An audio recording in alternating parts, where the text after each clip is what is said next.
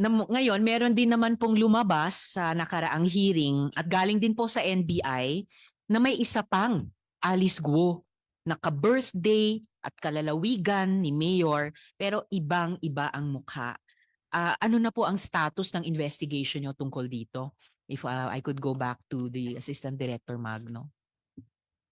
Or si Dr. Kahanding din po ba iyon? Okay, Assistant Director. With regards po doon sa paghahanap sa kanilang mga address, ay binigay po natin yan sa trabaho sa ating organized crime division po natin. At kung pahintulutan niyo po, ay nandito po sila para ibigay po sa inyo ang tamang report. Yes, please, Assistant Director. Kasi concerned po ang komite kung kumusta na ba yung isang Alice Guo na yan at nasaan na ba siya at anong kanyang kinalalagyan. Bago po sana Madam Chair, si Dr. Kahanding daw po sana i-report niya rin po yung paghahalin tulad doon sa isang Alice Guo at kay Mayora Guo kung pahintulutan niya. Madam Chair. Yes, bago yung si Dr. ulit, si Nancy. Yes, just clarification lang, Madam Chair. Kasi parang may nabasa ako news article na 4 yung Alice Goo. 4 po ba or 2 yung nag-a-appear na of the same name? Ilan na po ba ang na-identify na Alice Guo ng NBI, Assistant Director Magno? Madam Chair, meron po kasing lumabas na the third Alice Guo. Ito po ay ang binigay na report ng aming director. Ang ibig niya lang pong sabihin ay isinalin tulad niya po na ang isang Alice Guo ay yung Mayora Guo at yung pangalang Alice Guo at yung sumunod po ay yung pong nahanap namin sa aming files na isang Alice Guo na may kakaibang larawan po sa kanyang certificate, Your Honor. Dalawa lang po. Dalawa lang po. Thank you, Madam Chair. Salamat, Sen. Nancy.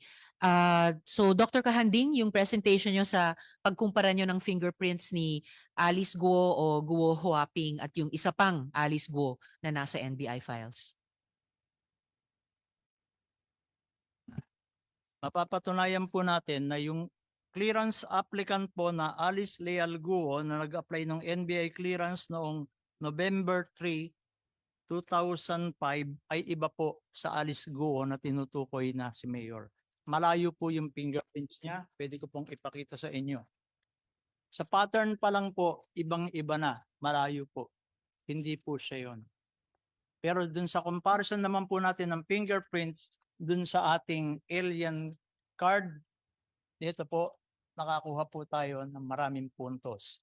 Saan ang fingerprint? Yes, Sen. Jinggoy. Saan ang fingerprint ni Mayor dyan? Ito po. Yung isa? Ito po yung isang Alice Guo na nag-apply ng NBI clearance noong November 3, 2005. po. Nauna pong nag-apply ito. Alright. Kailan na sinabit yung fingerprint ni Mayora? Ito po, 2006 po. March 28, 2006. Kaya nauna pong nag-apply ng NBI clearance, yung hinahanap niyo pong Alice Guo na iba ang muka, na hindi yung muka ni Mayor. Alright. Thank you. Salamat, Sen. Jinggoy. At salamat, Doctor. So, hindi lang sa muka, magkaibang tao, mismong sa fingerprints, magkaiba talaga. Salamat, Doctor. So, Assistant Director Magno, yung magpe-present po ng report dun sa isa pang Alice Guo. Good morning, Madam Chair. I'm Special Investigator Edgardo Cada. Our team was dispatched on the 26th of May to verify the Alice Guo na nag-apply po ng NBI clearance. And then based on the open source, the only Kalanchawa Street appearing on the internet is located in Project 4. Instead, since the clearance did not indicate whether it at the barangay, we immediately proceeded to Project 4, Madam. And we found out that the actual resident of 138 Kalanchawa Street is our spouses Perry and Josefina Publico, and they claim that they lived there for about 60 years. 60 years po. Yes po. So way before yung 2005 They are application date. resident of that place for about 60 years. And they never met Alice Leal Goo.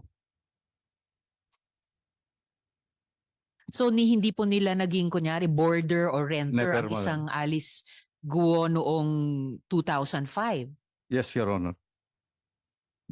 So ano po ba yung Alice Leal Guo? Siya po ba ay one size fits all na pangalan na pwede na lang applyan ng clearance?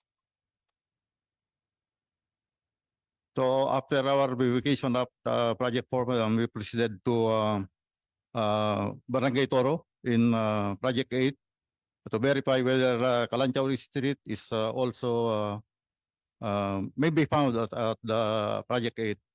But we were able to talk to the Barangay Secretary of Barangay Toro that he claimed that the clustering of street are named after mountains and planets. So wala pong Kalanchaw.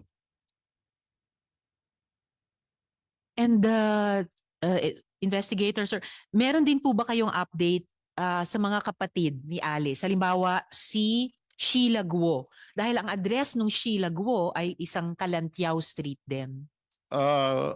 Nag-try din po kami, madam, pero based on the certification issued by the several barangay chairmans, ma'am, barangay chairman of Baisa, this is also on Project 8, barangay chairman of Barangay Toro, and barangay chairman of Sangangdaan, there appears no Alice Goo, Wesley Go, Amelito Go, and